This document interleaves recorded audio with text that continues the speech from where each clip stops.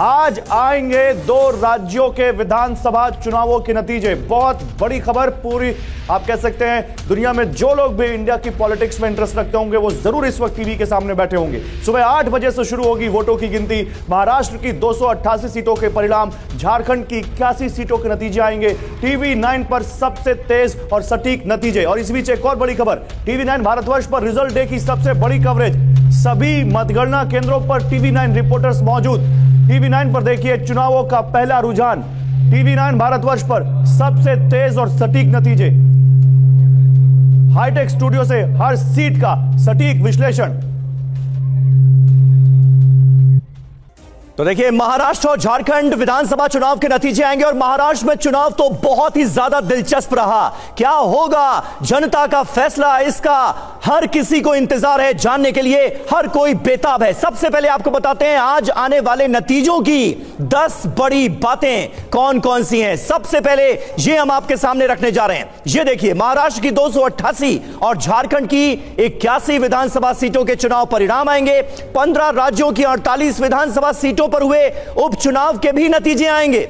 UP की 9 विधानसभा सीटों पर जो उपचुनाव हुआ उसके भी नतीजे आज आ जाएंगे। वायनाड के नतीजे से तय होगा प्रियंका गांधी का सियासी सफर। नतीजों से पहले राहुल गांधी, खड़गे और नाना पटोले की बात हुई है। शिवसेना यूबीटी के सांसद संजय राउत का 160 सीटों पर जीत का दावा सामने आया। 160 सीटों पर जीत का दावा कर रहा है एमवीए। नतीजों से पहले महायुति में मुख्यमंत्री की कुर्सी को लेकर घमासान तेज होता हुआ भी हम देख रहे हैं। बारामती में अजीत पवार के भावी मुख्यमंत्री वाले पोस्टर तक लग गए हैं।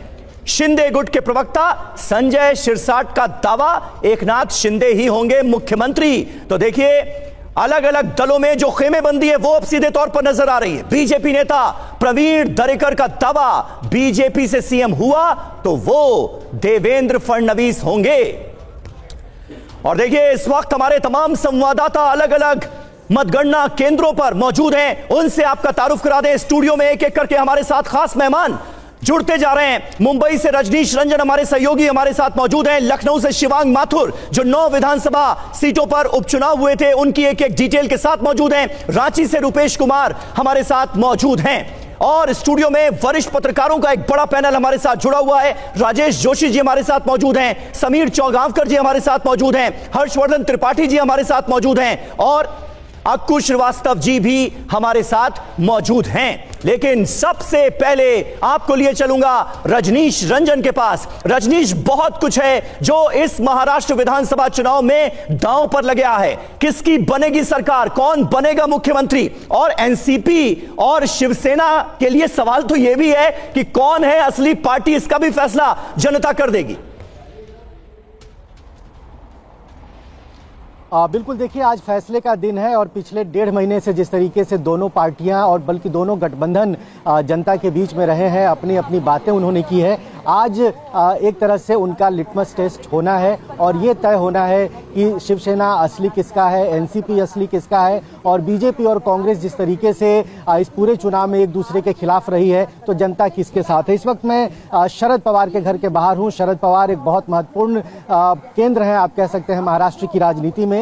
इस वक्त यहाँ पर हलचल नहीं है, लेकिन जैसे जैसे रुझान आना शुरू होगा उसके बाद नतीजे आने शुरू होंगे। यहाँ पर बड़ी संख्या में उनकी पार्टी के नेता और कार्यकर्ता पहुंचेंगे। सिल्वर ओक के मैं बाहर हूं और अगर किसी गठबंधन को बहुमत नहीं मिलता है, त्रिशंकु विधानसभा की स्थिति बनती है तो शरद पवार की भूमिका बहुत महत्वपूर्ण होगी। बिल्कुल, शरद पवार की भूमिका बहुत महत्वपूर्ण होगी। महाराष्ट्र की सियासत के चाणक्य के तौर पर उनको जाना जाता है। देखना होगा कि नतीजे किसके पक्ष में आते हैं, किस गठबंधन के पक्ष में आते हैं।